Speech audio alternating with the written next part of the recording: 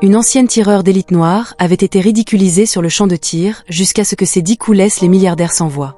Je pense que vous vous êtes trompé d'endroit. La zone des services généraux est à l'arrière, avait déclaré le réceptionniste, un homme au costume impeccable, qui n'avait pas caché son mépris en regardant Diane Wilson. Âgée de plus de 60 ans, les cheveux gris soigneusement tressés et les mains marquées par le temps, elle tranchait radicalement avec l'atmosphère luxueuse du club de tir d'élite. Pas d'erreur, avait répondu calmement Diane en posant une carte VIP usée sur le comptoir en marbre. Je suis l'invité spécial du général Roberts. Le réceptionniste avait examiné la carte comme s'il s'agissait d'un faux évident. Tandis que des rires discrets résonnaient dans le hall, un groupe d'hommes en tenue tactique de marque observait la scène avec un amusement croissant. Cette carte a expiré il y a 5 ans, avait-il dit en la rendant du bout des doigts, comme s'il craignait une contamination. De plus, notre domaine n'était pas vraiment adapté à quelqu'un de sa condition. Diane avait repris la carte, le visage impassible. Rien ne l'avait surprise. Ni les regards de dédain, ni le malaise à peine dissimulé, ni même l'hostilité latente. Au cours de ses 40 années de carrière militaire, dont 20 en tant que tireuse d'élite, elle avait affronté bien pire. L'Elite Marksman Club représentait un temple moderne du privilège. Situé sur un domaine isolé, son bâtiment de verre et d'acier abritait le stand de tir le plus sophistiqué du pays. Les membres y payaient des cotisations annuelles équivalentes au prix de maisons entières, et devaient passer par un comité d'approbation qui acceptait rarement quelqu'un qui n'appartenait pas aux cercles les plus élevés de la société. Le général Roberts a confirmé ma présence hier, avait insisté Diane. Vous pouvez vérifier dans le système. À contre-cœur, le réceptionniste avait consulté l'ordinateur. Son malaise s'était alors transformé en surprise. On dirait qu'il y a une réservation, avait-il marmonné, visiblement agacé. Voix 10, veuillez signer ici.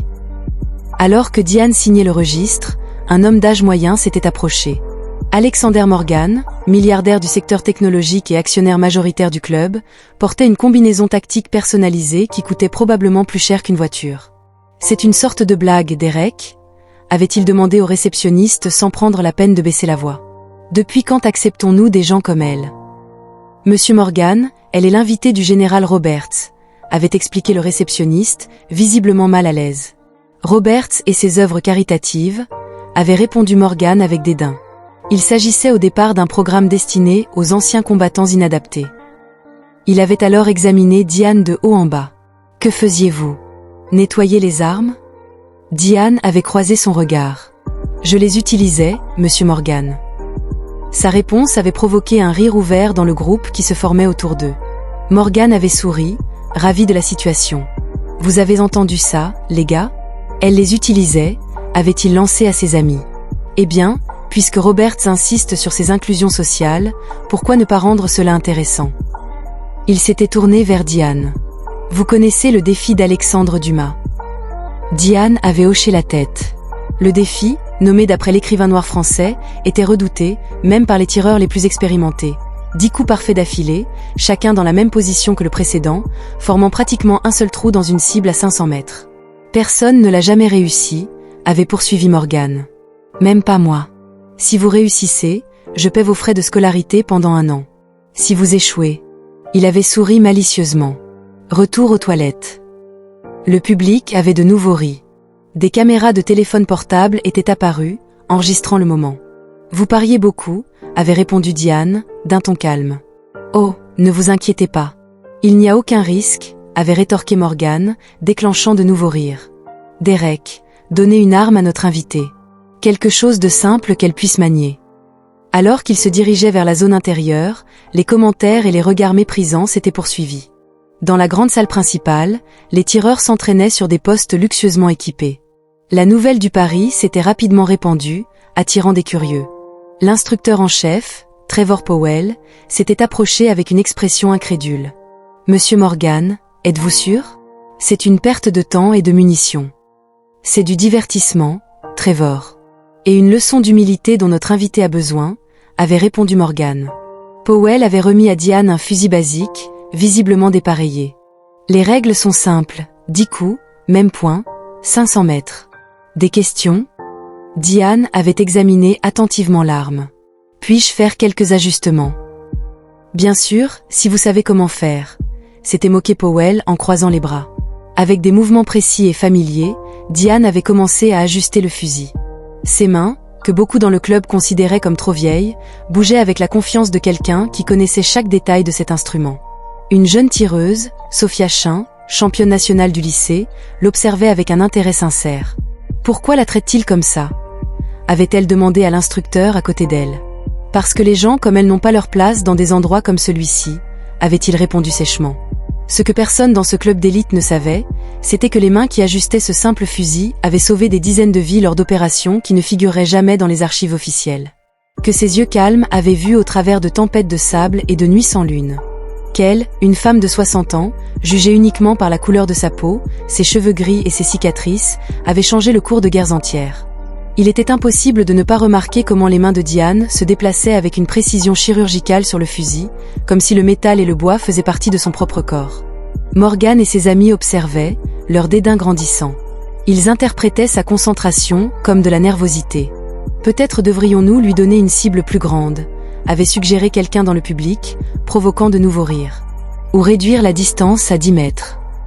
Parmi les spectateurs, un homme s'était distingué par son silence. Contrairement aux autres, le Major James Foster ne souriait pas. Ses yeux suivaient chaque mouvement méticuleux de Diane avec un respect rare.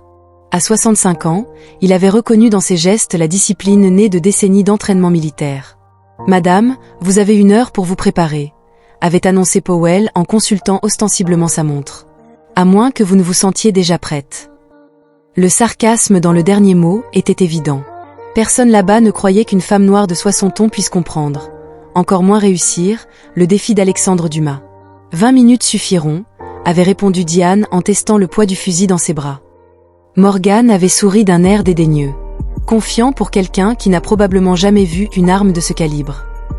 J'en ai vu quelques-unes, avait répondu Diane d'une voix basse mais ferme. Rien de spécial. Ces mots avaient provoqué un silence momentané, bientôt remplacé par un rire plus fort encore. L'audace de cette femme de défier non seulement le statut de Morgan, mais aussi ses compétences, était perçue comme une insulte. 20 minutes plus tard, Powell avait confirmé.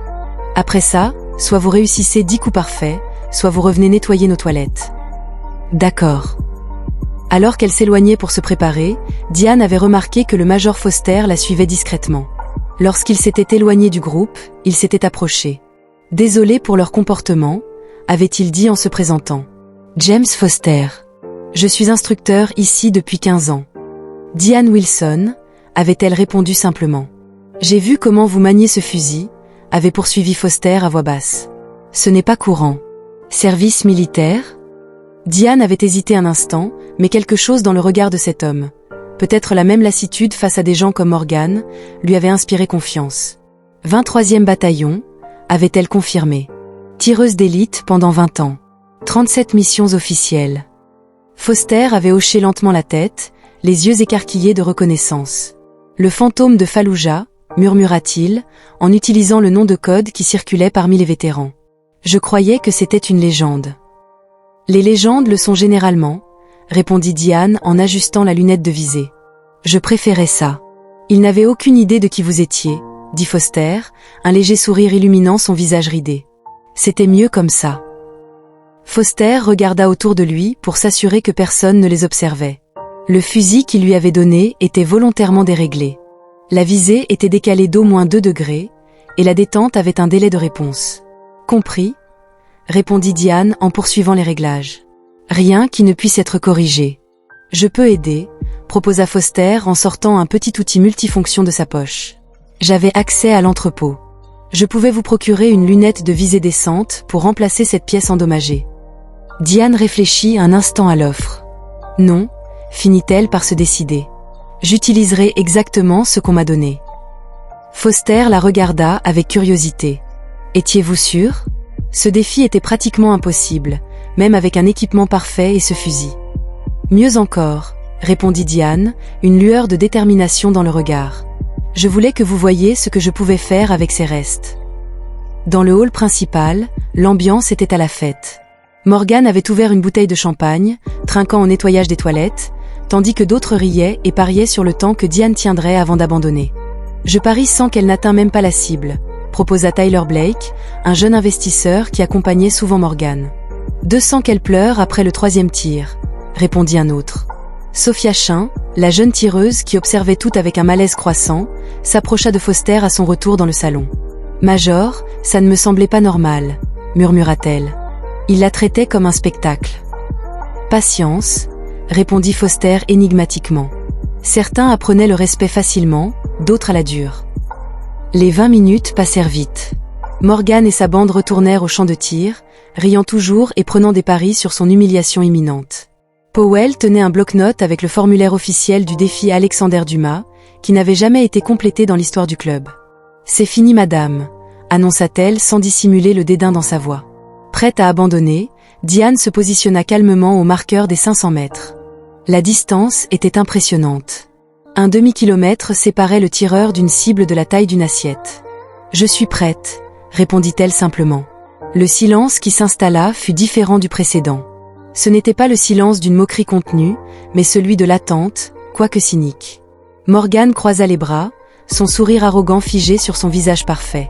Powell activa le système électronique qui enregistrerait chaque tir avec une précision millimétrique. Ce que personne au club des tireurs d'élite n'aurait pu imaginer, c'était que derrière ses yeux calmes et cette apparente fragilité se cachait une femme qui avait passé des décennies dans l'ombre des conflits mondiaux. Une tireuse d'élite qui, au cours de sa longue carrière, avait établi des records restés classifiés dans des archives militaires auxquelles Morgan et ses amis n'auraient jamais eu accès. Alors qu'elle ajustait sa position pour la dernière fois, Diane ne pensait pas approuver sa valeur à ces personnes. Elle pensait à sa petite fille de 12 ans, Zoé, qui rêvait de devenir tireuse olympique, mais à qui on répétait sans cesse que les gens comme elle n'avaient pas leur place dans ce sport. Et ce fut avec l'image de Zoé en tête que Diane Wilson, connue dans les milieux militaires comme le fantôme de Fallujah, prit une profonde inspiration et posa le doigt sur la détente du fusil mal aligné qu'on lui avait donné pour garantir son échec. Le silence était absolu tandis que Diane ajustait sa position. Le major Foster observait, les bras croisés, un léger sourire aux lèvres. Sophia Chin avait interrompu son entraînement, intriguée par le calme surnaturel de la femme plus âgée. Au comptoir VIP, Morgan et ses amis trinquaient déjà à l'humiliation imminente. Premièrement, « Essayez », annonça Powell, son ton condescendant résonnant à travers le terrain. « Dès que vous serez prête, madame. » Diane ne répondit pas. Son regard se concentra à travers les viseurs mal alignés, voyant au-delà de la cible. Elle revoyait des déserts lointains, des nuits sans lune, des moments où sa précision avait fait la différence entre la vie et la mort pour des dizaines de soldats. Ses doigts, que tant de personnes pensaient trop vieux, connaissaient le poids exact nécessaire pour compenser le retard de la gâchette de sabotage. Elle prit une inspiration, la retint, et tira. Le bruit du coup résonna dans le champ de tir. Sur l'écran numérique, le résultat apparut instantanément. 10.0, centre parfait. La chance du débutant, commenta Tyler Blake en levant les yeux au ciel. Diane rechargea. Elle ajusta à nouveau sa position, compensant de quelques millimètres le désalignement du réticule. Elle prit une inspiration. La retint. Elle tira. 10.0. Exactement. Un murmure parcourut le groupe. Morgan se redressa sur sa chaise. Le champagne, soudainement, fut oublié. Troisième coup, 10.0. Quatrième coup, 10.0. Cinquième coup, 10.0. Chaque balle suivit exactement le même chemin, créant un seul trou au centre absolu de la cible. Powell consulta le moniteur numérique à plusieurs reprises, comme si elle espérait y trouver une erreur. « C'est impossible », murmura-t-elle, son arrogance vacillant pour la première fois. Personne ne pouvait tirer 5 coups identiques avec un fusil standard. Sixième coup, 10.0. Que se passe-t-il ? Demanda Morgan en s'approchant du moniteur. Vérifiez le système. Il devait y avoir une erreur. Il n'y en a pas, monsieur Morgan, répondit le technicien système. Après une vérification rapide, les capteurs fonctionnaient parfaitement. En fait, elle frappait exactement au même endroit. Septième coup, 10.0. L'expression de Morgan changea. Le mépris céda la place à l'incrédulité, puis à une panique grandissante. Le défi d'Alexander Dumas n'avait jamais été relevé en 8 ans d'existence du club. Elle-même, avec tout son équipement de pointe, n'avait jamais réussi à dépasser 6 tirs consécutifs. « Qui est cette femme ?» demanda Foster, qui regardait calmement. « Mauvaise question, monsieur Morgan », répondit calmement le major. La bonne question aurait été « Pourquoi aviez-vous supposé qu'elle ne pouvait pas être qui elle est ?» Huitième coup, 10.0. Toute la salle s'était arrêtée. D'autres tireurs avaient abandonné leur pratique. Le personnel s'était approché discrètement. Même le directeur général du club, un ancien colonel qui apparaissait rarement sur le terrain, était sorti de son bureau. « Est-ce que je voyais bien ?» demanda-t-il en regardant le moniteur. 8 coups identiques. 9, corrigea quelqu'un alors que Diane touchait à nouveau la cible. Morgan était furieux. Son pari d'humilier s'était transformé en cauchemar public. Smartphone en main, Tyler Blake avait tout filmé et diffusé en direct sur les réseaux sociaux du club. La vidéo, initialement destinée à ridiculiser la femme de ménage, documentait désormais un moment historique. Pour le 10e et dernier tir, Diane fit quelque chose d'inattendu. Elle se tourna légèrement et regarda directement Morgan, ses yeux calmes rencontrant les siens pour la première fois depuis le début du défi. Le silence était si épais que le son de sa respiration contrôlée était audible. Sans détourner le regard, elle leva son fusil, se retourna vers la cible et tira. Tout cela dans un mouvement fluide qui semblait impossible pour quelqu'un de son âge. 10.0. Défi d'Alexander Dumas terminé. Le tableau d'affichage électronique s'illumina en rouge vif. Record établi. 100 sur 100. Défi Dumas réussi. Pendant 3 secondes entières, personne ne bougea. Puis le Major Foster commença à applaudir, suivi de Sophia Chin. Peu à peu, les applaudissements se multiplièrent, devenant de plus en plus intenses jusqu'à devenir une ovation debout. Les tireurs du personnel, y compris certains amis de Morgan, se joignirent à la célébration. « Ce n'était pas possible », murmura Morgan en s'approchant de la ligne de tir. « Vous aviez triché.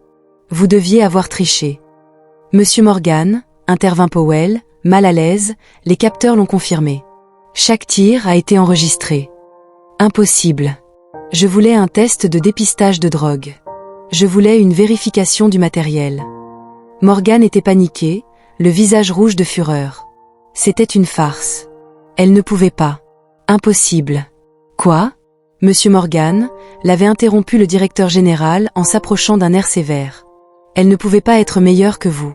Elle ne pouvait pas avoir de compétences parce qu'elle était noire, parce que vous étiez une femme, parce que vous aviez 60 ans. La vidéo avait continué d'être diffusée en direct, capturant chaque mot.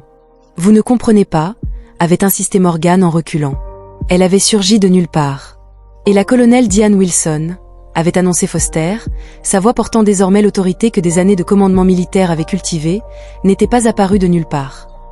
Elle avait servi ce pays pendant 40 ans, dont 20 comme la meilleure tireuse d'élite que nos forces spéciales aient jamais eue. Le silence était revenu, plus pesant qu'avant.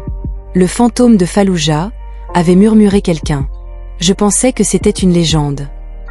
Diane avait enfin baissé son fusil, le visage impassible. Je ne suis pas une légende. Je suis juste quelqu'un qui a travaillé dur, avait-elle simplement déclaré. Comme tout tireur sérieux. 22 décorations, avait poursuivi Foster. 17 dossiers militaires, la plupart encore classifiés. Et vous la faisiez nettoyer les toilettes. Le mépris dans sa voix avait été évident. Le directeur général s'était approché de Diane et lui avait tendu la main. « Colonel Wilson, c'est un honneur de vous accueillir dans notre club. Tireur d'élite vous offre une adhésion à vie tout frais payé. » Les appareils photos des smartphones de Tyler avaient capturé l'expression choquée de Morgan, son empire d'arrogance s'effondrant en direct devant des milliers de téléspectateurs. L'homme qui était venu prêt à humilier une vieille femme noire perdue, avait affronté sa propre humiliation publique. « Et notre pari, monsieur Morgan ?» avait demandé calmement Diane en posant le fusil sur la table. « Je crois que vous me devez une rente. » Morgan avait dégluti, consciente des caméras et des escaliers. « Bien sûr, » avait-elle répondu sèchement. « Un marché est un marché. » « En fait, » avait poursuivi Diane, « j'aimerais modifier les conditions. Au lieu de financer mon association, je préférerais que vous financiez des bourses pour les jeunes tireurs issus de milieux défavorisés. À commencer par ma petite fille, Zoé. Personne dans ce club exclusif n'aurait pu prédire que ces 10 tirs parfaits ne seraient qu'un début. Alors que la vidéo s'était propagée comme une traînée de poudre et que les commentateurs sportifs avaient salué cet exploit extraordinaire, quelque chose de bien plus important s'était préparé. Une transformation, commencée par une humiliation, allait redessiner les fondements de tout un sport. Car lorsque les privilégiés étaient confrontés à leurs propres préjugés reflétés dans le miroir implacable de l'excellence, ce n'étaient pas seulement des records qui étaient battus, mais des barrières entières qui s'étaient effondrées. La vidéo documentant les 10 tirs parfaits de Diane Wilson était devenue virale en 24 heures. Ce qui n'avait été au départ qu'une tentative d'humiliation était devenu le catalyseur d'une révolution silencieuse dans le monde du tir sportif. 6 mois plus tard, l'Elite Marksman Club était devenu méconnaissable, tant par ses installations que par sa philosophie. Le programme Colonel Wilson New Talent avait reçu 2 nouveaux sponsors, avait annoncé le Major Foster lors de la cérémonie mensuelle. Cela portait à 50 le nombre de bourses d'études complètes attribuées à des jeunes issus de communautés marginalisées. Diane, assise tranquillement au dernier rang, observait avec satisfaction. Sa petite fille Zoé, désormais une habituée du club, venait de remporter son premier championnat régional junior. Sur le podium, des jeunes de différents horizons sociaux et ethniques représentaient une nouvelle génération de tireurs, qui n'auraient jamais mis les pieds dans ce club 6 mois auparavant. Alexander Morgan avait tenu sa promesse, mais pas par choix. La vidéo virale avait révélé non seulement les préjugés au sein du club, mais aussi les pratiques douteuses de ces entreprises. Des enquêtes ultérieures avaient révélé une discrimination systématique à l'embauche et aux promotions. Les actions de son entreprise avaient chuté, et 3 de ses plus gros clients avaient annulé des contrats. Morgan apparaissait rarement au club désormais. Lorsqu'il le faisait, il restait dans un coin discret, loin de l'entourage de flagorneurs qui l'entouraient auparavant. Son empire d'arrogance s'était effondré en temps réel devant des millions de téléspectateurs en ligne. Il n'a jamais été question de l'humilier, avait expliqué Diane à un journaliste qui l'interviewait pour un magazine sportif. Il s'agissait d'ouvrir des portes qui étaient injustement fermées à des personnes comme ma petite fille. Le programme de bourse, initialement financé à contre-cœur par Morgan dans le cadre de l'accord, bénéficiait désormais du soutien de plusieurs entreprises et personnalités sportives. Le stand de tir, autrefois un lieu exclusif de privilèges et d'ostentation, était devenu un véritable centre d'excellence. Trevor Powell, l'instructeur en chef qui s'était moqué de Diane, coordonnait désormais un programme d'entraînement pour les vétérans souffrant de traumatismes de guerre. Le colonel Wilson m'a appris que la compétence n'a ni âge, ni couleur, ni sexe, avait-il admis lors d'une séance d'entraînement. Ce fut la leçon la plus importante de ma carrière. Sophia Chin, la jeune tireuse d'élite qui avait tout observé avec gêne, s'entraînait désormais sous la direction directe de Diane.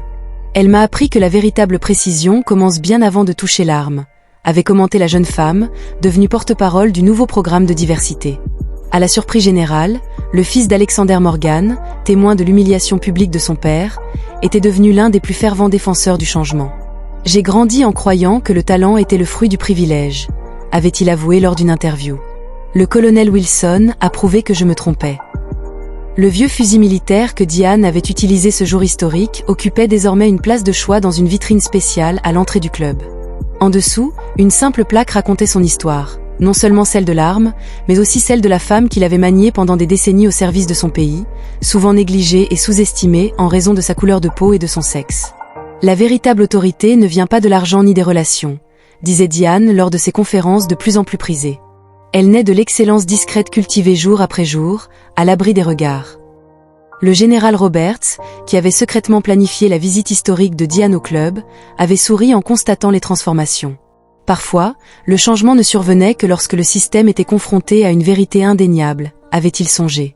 Et il n'y avait pas de vérité plus indéniable que 10 tirs parfaits.